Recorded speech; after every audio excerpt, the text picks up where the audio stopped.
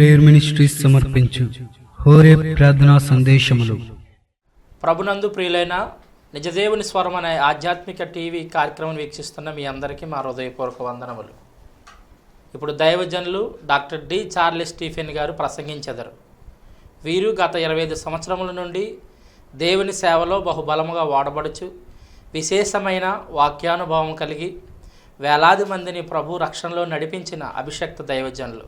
వాక్యమును వినండి, క్రీస్తు యేసునందు బలవంతులు కండి. ప్రభునందు నాకు అత్యంత ప్రియులైన నిజదేవుని స్వరం అని ఈ ఆధ్యాత్మిక టీవీ కార్యక్రమాలు వీక్షిస్తున్న మీ అందరికీ నా హృదయపూర్వక వందనాలు తెలియజేసుకుంటూ ఉన్నాను. ప్రియులారా, ఈ సమయంలో దేవుని వాక్యములో నుండి ఆదికాండము 8వ అధ్యాయం 4వ చరణాన్ని చదువుతున్నాను. 7వ నెల 17వ దినమున వాడ అరారాతు కొండల మీద నిలిచెను. ప్రార్థన చేసుకుని దేవుని వాక్యాన్ని ధ్యానం చేసుకుందాం. పరిశుద్ధుడు అయిన మా ప్రియ తండ్రి, భూమి ఆకాశములను అందున్న సమస్తమును సృజించిన సృష్టికర్తవైన ప్రభువా, మీకు వందనాలు, స్తోత్రాలు. నాయన, మీరు ఇచ్చిన ఈ సన్నిధిని బట్టి, సమయమును బట్టి మీకు స్తోత్రాలు. ఈ సమయంలో అయ్యా చదవబడిన లేఖనమును మా వినికిళ్ళు విరిచి వడ్డించండి. మాకు అర్థమయ్యే రీతిగా మీరే బోధించండి. మీ వాక్యము చేత మమ్మను బలపరిచి స్థిరపరచండి. తండ్రి, స్తుతులు స్తోత్రములు మీకు ఆరోపిస్తూ యేసు నామమున ప్రార్థించి అడిగి వేడుకుంటున్నాము తండ్రి. ఆమెన్, ఆమెన్. ప్రియులారా, దేవుని వాక్యంలో ఇక్కడ మనం చూసినప్పుడు ఆదికాండము 8వ అధ్యాయం 4వ వచనములో 7వ నెల 17వ దినమున వాడ అరారాతు కొండల మీద నిలిచెను అనే మాట మనం చదువుతూ ఉన్నాం. నోవాహు కాలంలో జలప్రళయం వచ్చినప్పుడు ఏం జరిగిందనే విషయాన్ని మనం ఇక్కడ ధ్యానం చేస్తూ ఉన్నాం. బిడ్డలారా, మరి దాదాపు క్రీస్తుకు పూర్వం ఒక 3000 సంవత్సరాలకు ముందు నోవాహు కాలంలో యెహోవా దృష్టికి భూలోకమంతా చెడిపోయి ఉందంట. భయంకరమైనటువంటి వ్యభిచార పాపంలో చిక్కుబడి ఉన్నారు. అలాంటి భయంకరమైనటువంటి పరిస్థితిలో భూమి మీద నీతిమంతుడు ఒక్క నోవాహు తప్ప ఎవరు దేవుడు కనబడలా. తాను భూమి మీద నరులను ఎందుకు చేశానా అని దేవుడు సంతాపపడ్డాడట. ఆదికాండం 6:6 చూస్తే, తాను భూమి మీద నరులను చేసినందుకు యెహోవా సంతాపమునుంది, తన హృదయములో నొచ్చుకొనెను అనే మాట మనం చదువుతూ ఉన్నాం.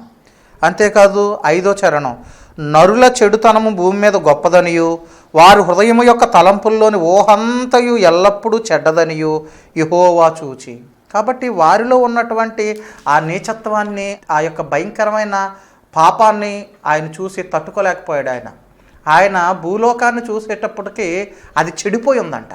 ఆయన ఈ నరులను ఎందుకు చేసేనా అని చెప్పి సంతాపపడ్డాడంట. ఆ విధంగా ఆయన ఆ భూమి మీద ఉన్న నరులందరినీ తుడిచేయాలనేటువంటి ఒక సంకల్పం చేత ఆయన జలప్రళయాన్ని పంపించదలిచాడు. ఆ జలప్రళయంలో నశించిపోకుండా నోవాహును అతని కుటుంబాన్ని రక్షించాలని ప్రభు ఒక సంకల్పం కలిగి ఉన్నాడు. అందుకే మనం చూస్తే 7వ అధ్యాయం 1వ వచనంలో, ఈ తరము వారిలో నీవే నా ఎదుట నీతిమంతుడు అయి ఉండుట చూచితిని గనక నీవును నీ ఇంటివారును ఓడలో ప్రవేశించుటి. నోవాహుకు దేవుడు ఆజ్ఞాపించాడు ఒక ఓడను సిద్ధపరచుకోమని. అలాగే నోవాహు దేవుడు చెప్పినట్లుగా అతడు, అతని కుమారులు, అతని ఇంటివారు కలిసి ఒక ఓడను సిద్ధపరిచారు. 3 అంతస్తులతో దేవుడు ఆ ఓడను చేయమన్నాడు. సరే, ఆ ఓడను సిద్ధపరుచుకున్న తర్వాత ప్రభు ఆకాశ తూములు విప్పడానికి ముందు, జలప్రళయం వర్షం భూమి మీద కురిపించడానికి ముందు ఆయన నోవాహును, అతని 3 కుమారులను, 3 కోడళ్లను, తన భార్యను ఓడలోనికి వెళ్ళమని ప్రభు చెప్పాడు. నీవును నీ ఇంటివారు ఓడలో ప్రవేశించమని ప్రభు చెప్పాడు. పిల్లరా, నోవాహు ఆ జనులందరికీ సువార్త చెప్పాడు. రండి, వర్షం రాబోతుంది, జలప్రళయం రాబోతుంది, ఓడలో ప్రవేశించండి అని సువార్త చెప్పినా నోవాహును ఎవరు లక్ష్య పెట్టలేదు. చాలా సంవత్సరాలు సువార్త ప్రకటించాడు. అతను ఒక వెర్రివాడి వలె చూశారు. అంతకుముందు ఎప్పుడు వాళ్ళు వర్షం చూడలేదు కాబట్టి. అయితే ఈ సువార్త వాళ్ళు వినలేదు. చెప్పవలసిన సమయం అయిపోయింది. దేవుడు ఆకాశ తూములు విప్పాడు. 40 రాత్రింబగళ్ళు కుండపోత వర్షం కురిసింది. భూమి మీద ఉన్న నదులు, చెరువులు అన్నీ ఏకమైపోయాయి. పర్వతాలు మునిగిపోయాయి. ఓడ రోజు రోజుకి పైకి లెగుస్తుంది. దాదాపు 1 సంవత్సరం 10 రోజులు భూమి మీద నీళ్లు ఉన్నాయి. తర్వాత భూమి ఎండిపోయి 6 నెలలు కనబడింది. మధ్యలో కొంతకాలం అయిన తర్వాత ఇదిగో 7వ నెలలో ఏం జరిగిందంటే, నీళ్లు విస్తారంగా భూమి మీద ప్రబలిన తర్వాత ఏం జరిగిందంటే, ఇక్కడ చదివ 4వ వచనంలో 7వ నెల 17వ దినమున ఓడ అరారాతు కొండల మీద నిలిచింది. పర్వతాలు కూడా మునిగిపోయి కొంచెం గ్రాడ్యువల్గా కొంచెం తగ్గుతూ ఉంటుంది కదా. కొంచెం నీళ్లు తగ్గిన తర్వాత ఈ పర్వతాలు శిఖరాలు కనబడ్డాయట. ఆ సమయంలో ఈ ఓడ అంతవరకు కూడాను నీళ్ల మీద గమ్యం లేకుండా, గురి లేకుండా ఎటు వెళ్తుందో దానికి ఒక చొక్కాని లేదు. నోవాహు ఆధీనంలోనూ లేదు. లోపల భయకంపితులై నోవాహు భార్య, అతని కొడుకులు, కోడళ్ళు, అలాగే సకల జీవరాశుల్లో ఆడదే మగదే రెండేసి ఓడలో ఉన్నాయి. వాటికి కావలసిన ఆహారము, వారికి కావలసిన ఆహారము సంవత్సరానికి పైగా సరిపోవలసిందంతా అందులో సిద్ధపరుచుకున్నారు. ఓడ నీళ్ల మీద అటు ఇటు ఆ జలముల ప్రవాహానికి కొట్టుకుంటూ ఇటు అటు ఊగుతూ అది సంచరిస్తూ ఉంది. కొంతకాలం అయిన తర్వాత వాడొచ్చి అరారాతు కొండల మీద నిలిచిందంట. ఆ మాట ఇప్పుడు మనం చదివాం. అరారాతు కొండల మీద నిలిచిందంట. ఇది మూలవాక్యం. ఈ వాక్యాన్ని బట్టి నేను మీకు దృష్టికి తీసుకురావాలనుకున్నటువంటి వాక్యం ఏంటంటే, అరారాత్ అంటే అర్థం ఏంటంటే పరిశుద్ధ భూమి. బిడ్డలారా, పరిశుద్ధ భూమికి ఎవడు నడిపించబడతాడో అప్పుడే వాడికి విశ్రాంతి. ఇది సందేశం. నోవాహుకి తెలియకుండానే నోవాహు అరారాతుకు వచ్చాడు. అది విషయం. అంతవరకు నోవాహుకి విశ్రాంతి లేదు. ఓడ అతలాకుతలం అయిపోతుంది. నీళ్ల మీద పైకి ఎగురి కింద పడుతుంది. ఆ ఓడ అటు ఇటు కొట్టబడుతుంది, నెట్టబడుతుంది. ఓడకి విశ్రాంతి లేదు, ఓడలో ఉన్న నోవాహుకి విశ్రాంతి లేదు. ఓడకి విశ్రాంతి, ఓడలో ఉన్న నోవాహుకి విశ్రాంతి అరారాతులోనే దొరికింది. అరారాతు కొండల మీద నిలిచింది ఓడ. ఆ రోజున అతనికి విశ్రాంతి అనేది దొరికింది. అరారాత్ అనగా అర్థం ఏంటంటే పరిశుద్ధ భూమి. బిడ్డలారా, పరిశుద్ధ భూమికి నడిపింపబడే వరకు కూడా నీ ప్రాణమునకు విశ్రాంతి దొరకదు. ఇది సత్యం. అందుకే ప్రభు అంటున్నాడు, ప్రయాసపడి భారం మోసుకొంచున్న సమస్త జనులారా నా యొద్దకు రండి, నేను మీకు విశ్రాంతినిస్తాను. పాపంలో లోకంలో కొట్టుమిట్టాడుతున్నంతసేపు నీ ప్రాణానికి విశ్రాంతి లేదు, నీ జీవితానికి నెమ్మది లేదు. దుష్టులకు నెమ్మది ఉండదని నా దేవుడు సెలవిచ్చుచున్నాడు అన్నాడు యెషయా గ్రంథంలో. బిడ్డలారా, యెషయా గ్రంథం దయచేసి నేను చదువుతాను, చిత్తగించండి. యెషయా గ్రంథము 57వ అధ్యాయము 20-21 వచనాలు. భక్తిహీనులు కదులుచున్న సముద్రము వంటి వారు, అది నిమ్మలింపనేరదు. దాని జలములు బురదను మైలును పైకి తీయును. దుష్టులకు నెమ్మది ఉండదని నా దేవుడు సెలవిచ్చుచున్నాడు. దుష్టులకు నెమ్మది ఉండదని, కలవరం, వేదన.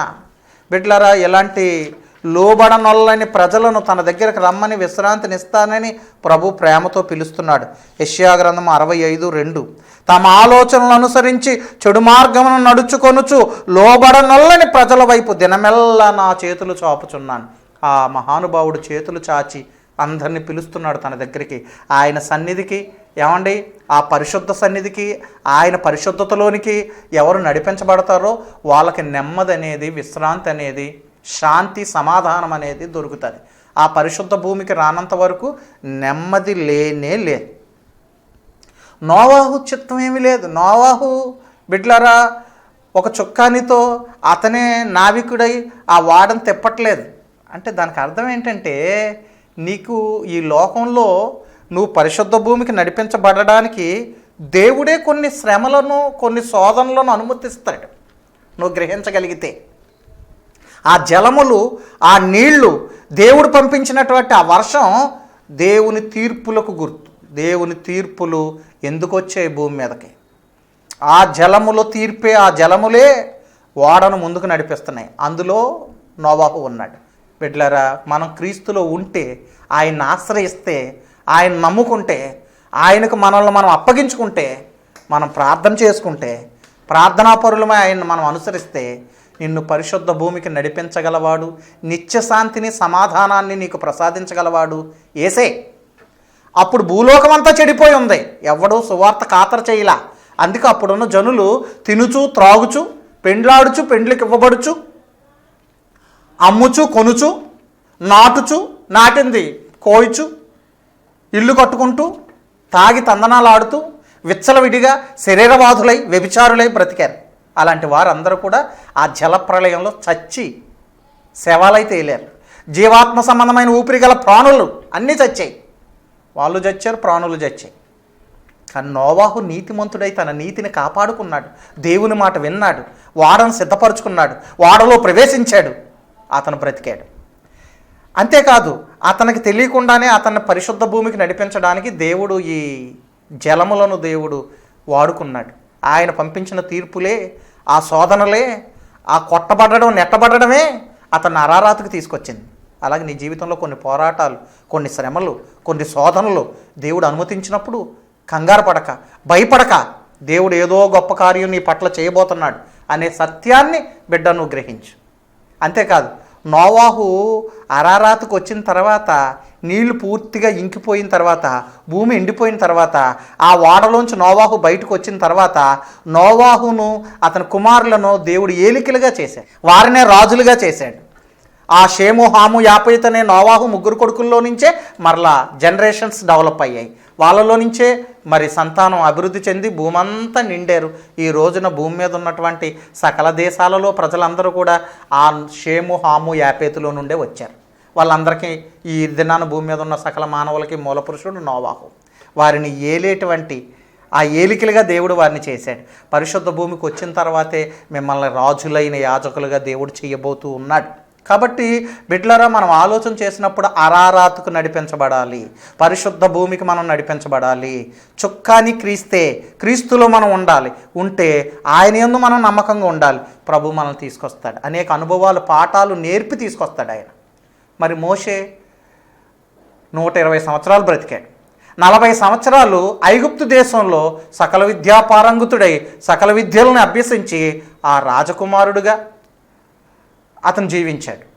ఆ తర్వాత జరిగినటువంటి పరిస్థితి నుంచి అతను హెబ్రీల పక్షంగా వెళ్ళి ఐగుప్తుడిని ఒకరిని చంపేసిన సంగతే ఎవడో ఒకడికి తెలిసిపోయింది. అది రాజుగారికి తెలుస్తుంది అని ఆ ఫరో రాజుకి భయపడి మోషే పారిపోయి మిద్యాను దేశానికి వెళ్ళి అక్కడ మిద్యాను యాజకుడైనటువంటి యిత్రో యొక్క కుమార్తెను సిప్పోరాని వివాహం చేసుకొని మరొక 40 సంవత్సరాలు మిద్యాను కొండల్లో గొర్రెలు కాస్తూ అనేక పాఠాలు, అనుభవాలు నేర్చుకుంటూ తన తల్లిదండ్రులకు దూరమై, తాను పుట్టిన ఆ దేశానికి దూరమై మిద్యాను దేశంలో జీవించాడు. అలాగా 80 ఏళ్ళు అప్పటికి వచ్చింది అతనికి. ఇంచుమించు 80 సంవత్సరాలు వచ్చిన తర్వాత, అనేక పాఠాలు నేర్పిన తర్వాత అనుకోని రీతిగా ఒక దినాన హోరేబు కొండ దగ్గరకు వచ్చాడు. ఆ కొండలో మండుతున్న ఒక పొద మోషకి ప్రత్యక్షమైంది. ఏంటి పొద మండిపోతుంది, పొద కాలిపోవట్లేదు, మంటలు వస్తున్నాయి, చిత్రంగా ఉందని చెప్పి ఆ తట్టిల్లి అవి ఎంత ఏదో చూద్దామని అలా వచ్చాడు. ప్రభు అంటున్నాడు, మోషే మోషే జాగ్రత్త, నీ పాదముల నుండి నీ చెప్పులు విడువుము, నీవు నిలిచి ఉన్న స్థలము పరిశుద్ధ ప్రదేశం అని ప్రభు చెప్పాడు. ఆ మండుచున్న పొదలో నుండి దేవుడు మాట్లాడుతున్నాడు, మోషే మోషే, నేను నీ పితరులైనటువంటి అబ్రహాము దేవుడను, ఇస్సాకు దేవుడను, యాకోబు దేవుడను అనే దేవుడు మాట్లాడుతున్నాడు. నీవు నిలిచి ఉన్న స్థలం పరిశుద్ధ ప్రదేశం అని దేవుడు చెప్తున్నాడు. మోషేకే తెలియదు పరిశుద్ధ ప్రదేశానికి అతను వచ్చినట్లు. Leave your sandals, this is holy place అన్నాడు. నీ చెప్పులు విడు, ఇది పరిశుద్ధ ప్రదేశం అంటున్నాడు ప్రభు. మోషేకి తెలియలేదు. 80 ఏళ్ళు వచ్చాక అనేక పాఠాలు దేవుడు నేర్పాక అతన్ని పరిశుద్ధ భూమికి దేవుడు తీసుకొచ్చాడు. బిడ్డ, నిన్ను పరిశుద్ధ భూమికి చేర్చడానికి, నీకు నిత్య విశ్రాంతి ఇవ్వడానికి మరి దేవుడు ఇష్టపడుతూ ఉన్నాడు. అది దేవుని చిత్తమై ఉంది. నోవాహు అరారాతు కొండలకు వచ్చేసాడు. ఆ వాడొచ్చి అక్కడ నిలబడినప్పుడు శిఖరములు కనబడ్డాయంట. బిడ్డలారా, నీ జీవితంలో అద్భుతాలు, దేవుని కార్యాలు నువ్వు చూడగలగాలంటే నీ జీవితం పరిశుద్ధ భూమికి నడిపించబడాలి. నీవు ఏ రీతిగా దేవునికి నువ్వు అప్పగించుకున్నావు ఈ దినాన్ని ఒకసారి పరిశీలన చేసుకో. నోవాహులాగా ఆ ఓడలోనికి నువ్వు రాగలిగితే, దేవుని చిత్తంలోకి నువ్వు రాగలిగితే, క్రీస్తులోనికి నువ్వు రాగలిగితే నిన్ను దేవుడు ఆ పరిశుద్ధ భూమికి నడిపిస్తాడు. ఆయన యెహోషువ కూడా అతనికి తెలియకుండానే ఒక స్థలానికి వచ్చేసాడు. అక్కడ యెహోవా దూత ప్రత్యక్షమై చెప్తుంది, యెహోషువ, నీవు నిలిచి ఉన్న స్థలము పరిశుద్ధ భూమి. నీ చెప్పులు విడుము అంటున్నాడు యెహోషువ గ్రంథంలో. కనుక మనం ఆలోచన చేసినప్పుడు యెహోషువను నడిపించిన దేవుడు, మోషేని, ఆ నాయకులు వాళ్ళు ఇశ్రాయేలు నడిపించిన నాయకులు వాళ్ళు, మోషేని యెహోషువని నడిపించిన దేవుడు, నోవాహును నడిపించిన దేవుడు ఈ దినాన మనల్ని నడిపించడానికి ఆయన ఇష్టపడుతున్నాడు. శ్రేష్టమైన దేశానికి, బిడ్లారా పరిశుద్ధ ప్రదేశానికి, పరమకానానికి, ఆ సియోను పర్వతానికి మనల్ని చేర్చడానికి ప్రభు ఇష్టపడుతున్నాడు. మీరు చూస్తే ప్రకటన గ్రంథం 14వ అధ్యాయం 1వ వచనంలో ఈ రీతిగా రాయబడి ఉంది. ప్రకటన గ్రంథం 14వ అధ్యాయం 1వ వచనం, మరియు నేను చూడగా ఇదిగో ఆ గొర్రెపిల్ల సియోను పర్వతం మీద నిలబడి ఉండెను. ఆయన నామమును ఆయన తండ్రి నామమును నొసల యందు లిఖింపబడి ఉన్న 144,000 మంది ఆయనతో కూడా ఉండిరి. బిడ్లరా, ఆయన నామాన్ని ధరించిన వ్యక్తివైతే ఆయనతో పాటు సియోను పర్వతం మీద ఉంటావు. ఆ గొర్రెపిల్ల మరి ఎక్కడికి వెళ్తుందో అక్కడికి ఆయనను వెంబడించే వ్యక్తిగా నీవు ఉండగలం. బిడ్లరా, దేవుని సన్నిధిలో మనం ఆలోచన చేసినప్పుడు మనల్ని ఈ రీతిగా ఆయన పరలోక రాజ్యానికి నడిపించడానికి ఆయన ఇష్టపడుతూ ఉన్నాడు. మరి చిన్నమంద భయపడకుడి, మీకు రాజ్యమును అనుగ్రహించుట నా తండ్రికి ఇష్టమై ఉందని ఆయన చెప్పాడు. కనుక మొదట నా నీతిని, నా రాజ్యాన్ని వెతకమని ప్రభు చెప్పాడు. బిడ్లరా, దేవుని సన్నిధిలో మనం ఆలోచన చేసినప్పుడు 175 సంవత్సరాలు జీవించాడు భూమి మీద అబ్రహాం. 175 సంవత్సరాలు జీవించిన అతను తనకు ఒక ఇల్లు కట్టించుకోలేదు, గుడారవాసము చేశాడు. ఎందుకు గుడారవాసం చేశాడంటే విశ్వాస సంబంధమైనటువంటి నడక నడిచాడు. విశ్వాస సంబంధమైన నడక నడిచి దేవుడు దేనికి శిల్పియు నిర్మాణకుడునై ఉన్నాడో పునాదులు గల ఆ పట్టణం కొరకు ఎదురు చూస్తూ జీవించాడు. హెబ్రీ పత్రిక 11:10 ప్రకారం. కాబట్టి బిడ్డలారా, మనం ఆలోచన చేసినప్పుడు ఈరోజు మన గమ్యం ఏమై ఉండాలి, మన గురి ఏమై ఉండాలి అంటే ఇదిగో ఫిలిప్పీ పత్రికలు అంటున్నాడు, మన పౌరస్థితి పరలోకమందున్నది. మన పౌరస్థితి, our citizenship is in heaven. బిడ్డలారా, పరలోక సంబంధులం మనం, ఈ లోక సంబంధం కాదు, మనం వెలుగు సంబంధం. బిడ్డలారా, మన పౌరస్థితి పరలోకమందు ఉంది. కనుక ఆ పరలోక రాజ్యానికి చేరడానికి, ఆ నిత్య విశ్రాంతిలో ప్రవేశించడానికి, నిజమైన శాంతిని, సమాధానాన్ని అనుభవించడానికి మనం ప్రభువుని వెంబడించవలసినటువంటి వారమై ఉన్నాం. లోకంలో ఉన్నటువంటి మనము లోకమాలిన్యం మనకు అంటకుండా మనల్ని మనం కాపాడుకోవలసినటువంటి వారమై ఉన్నాం. నోవాహు ఈ లోకంలో ఉన్న ఆ భయంకరమైనటువంటి చెడిపోయిన ప్రజల మధ్యలో తన మనస్సాక్షిని కాపాడుకుంటూ జీవించాడు. ప్రభు చూసి యెహోవా అంటున్నాడు, ఈ తరము వారిలో నీ ఒక్కడవే నా దృష్టికి నీతిమంతుడుగా కనబడ్డావు అంటున్నాడు. నోవాహు కృప పొందినవాడాయను అని ఆదికాండం 6వ అధ్యాయంలో మనం చదువుతూ ఉన్నాం. దేవుని కృప పొందినవాడట, నిందారహితుడట. చూడండి ఆదికాండం బిడ్డలారా 6వ అధ్యాయము 8వ వచనం, అయితే నోవాహు యెహోవా దృష్టి యందు కృప పొందినవాడాయను. అతను దేవుని కృప పొందినవాడై నిందారహితుడై యెహోవా దృష్టికి నీతిమంతుడుగా నోవాహు జీవించాడు. అలాగే సొదొమ గొమొర్రా ప్రజలు భయంకరమైనటువంటి మరి ఆ దోషాలలో, వ్యభిచార పాపాలలో ఉండగా ఆ లోతు మనస్సాక్షి గలవాడై తన నీతి గల మనసును నొప్పించుకుంటూ యథార్థవంతుడే జీవించాడట. బిడ్డలారా, దేవుని సన్నిధిలో మనం ఆలోచన చేసినప్పుడు చూడండి, పేతురు రాసినటువంటి 2వ పత్రిక 2వ అధ్యాయం 6వ వచనం, మరియు ఆయన సొదొమ గొమొర్రాలను ఆ పట్టణాలను భస్మము చేసి ముందుకు భక్తిహీనులగు వారిని దృష్టాంతములుగా ఉంచుటకై వాటికి నాశనము విధించి దుర్మార్గుల కామ వికారయుక్తమైన నడవడి చేత బహుబాధపడిన నీతిమంతుడగు లోతును తప్పించెను. ఏమండి? ఇక 8వ చరణం, ఆ నీతిమంతుడు వారి మధ్యను కాపురముండి తాను చూచిన వాటిని బట్టి వినిన వాటిని బట్టి వారి అక్రమమైన క్రియల విషయంలో దినదినము నీతిగల తన మనసును నొప్పించుకొనుచూ వచ్చాను. లోతు ఆ అక్రమకారుల మధ్యలో, ఆ వ్యభిచారుల మధ్యలో, ఆ దుష్ట జనాంగం మధ్యలో జీవిస్తున్నప్పటికీ నీతిగల తన మనసును నొప్పించుకుంటూ దేవునికి జారబడి బ్రతికాడంట.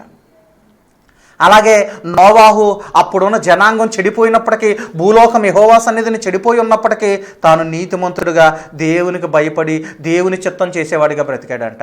అందుకే అతన్ని దేవుడు అరారాతుకు తీసుకొచ్చాడు. అరారాతుకు వచ్చిన తర్వాత అతని ప్రాణానికి విశ్రాంతి దొరికింది.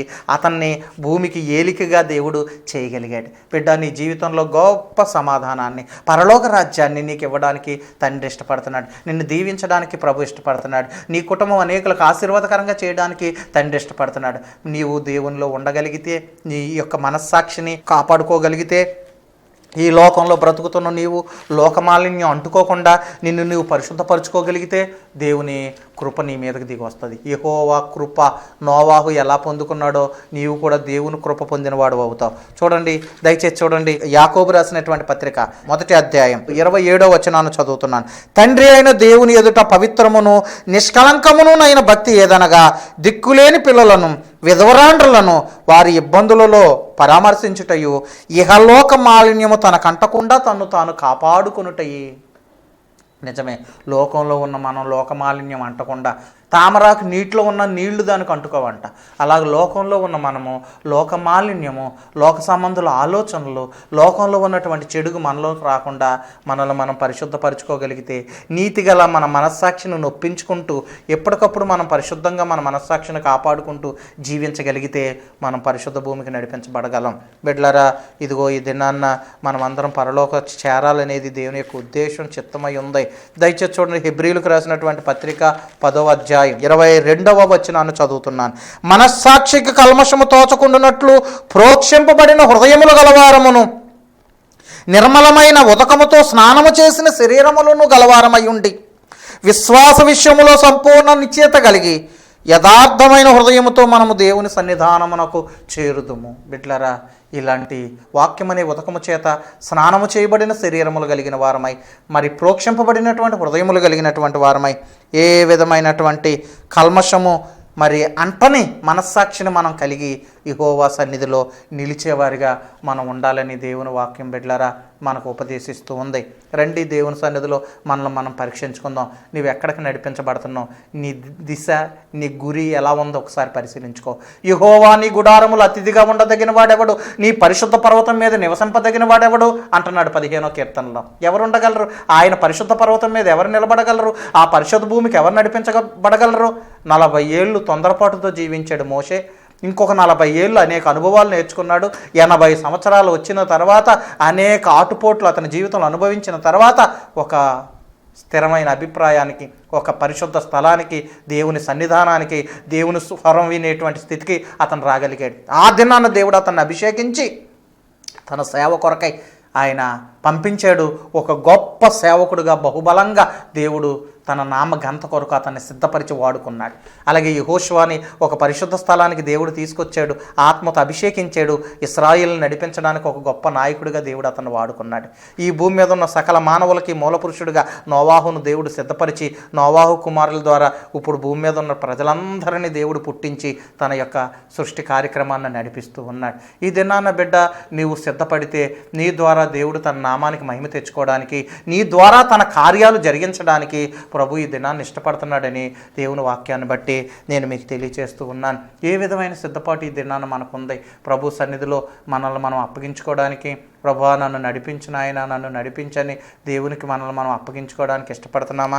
దావీదు మహారాజ్ 143వ కీర్తనలో అంటున్నాడు. దయచేసి ఈ మాట దయచేసి మీరు గమనించండి. 143వ కీర్తన 10వ చరణం. నీవే నా దేవుడవు, నీ చిత్తానుసారముగా ప్రవర్తించుట నాకు నేర్పము, దయగల నీ ఆత్మ సమభూమి గల ప్రదేశమందు నన్ను నడిపించునుగాక అంటున్నాడు. కాబట్టి ఆయన ఆత్మచేత మనం నడిపించబడి బిడ్డలారా, ఆయన చిత్తానుసారంగా మనము ఆయన సన్నిధికి చేరవలసిన వారమై ఉన్నామని దేవుని వాక్యం మనకు తెలియచేస్తూ ఉంది.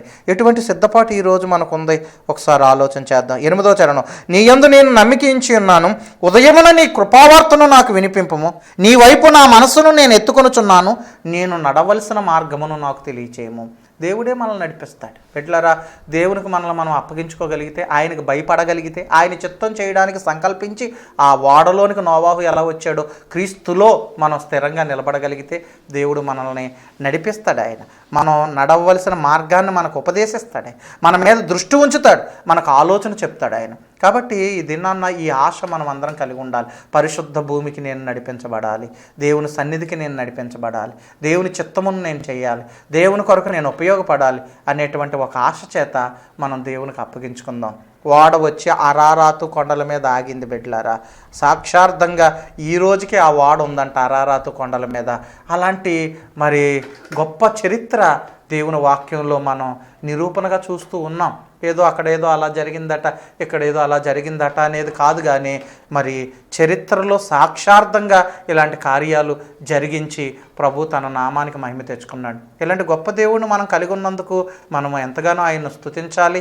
మరణ పర్యాంతము నమ్మకంగా ప్రభువును వెంబడించేటువంటి వారిగా మనం జీవించాలి. ఎందుకంటే బిడ్డలారా, మన దృశ్యమైనవి అనిత్యములు, అదృశ్యమైనవి నిత్యములు గనక ఆ నిత్యరాజ్యాన్ని, నిత్యశాంతిని, నిత్య సమాధానాన్ని మనం పొంది దేవుని కృపలో ముందుకు సాగుదాం.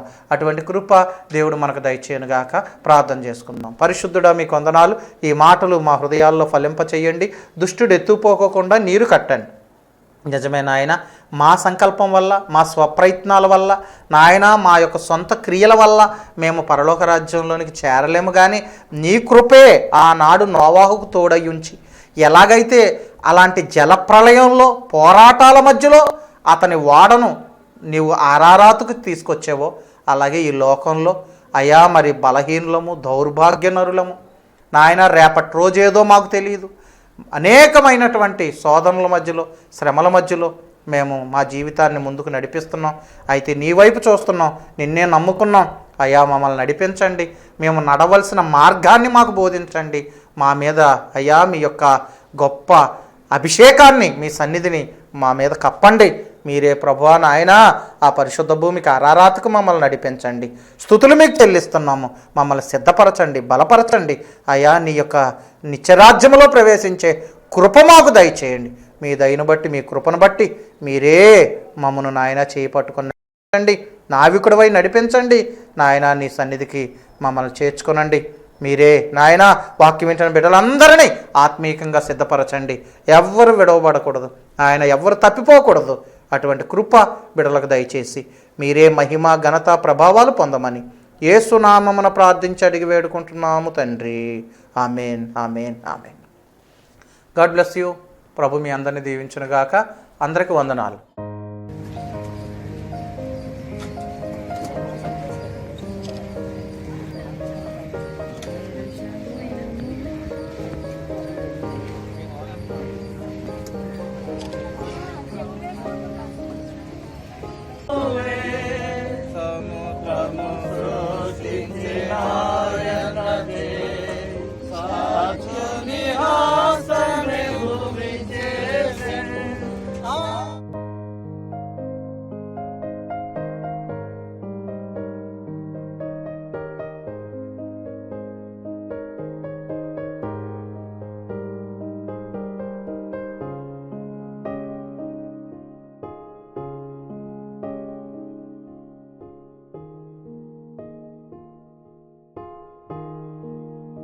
మరిన్ని వివరములకు మీరు సంప్రదించవలసిన మా చిరునామా డాక్టర్ డి చార్లెస్ స్టీఫెన్ గారు, ఓరే ప్రేయర్ మినిస్ట్రీస్, బొమ్మూరుకొండ, బొమ్మూరు, రాజమండ్రి, తూర్పుగోదావరి జిల్లా, ఆంధ్రప్రదేశ్.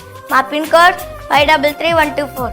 మీ ప్రార్థనా అవసరాలకు సంప్రదించవలసిన మా ఫోన్ నెంబర్స్ 9154993333. మరొక నంబర్ 9395117777. మీ అందరికీ వందనాలు.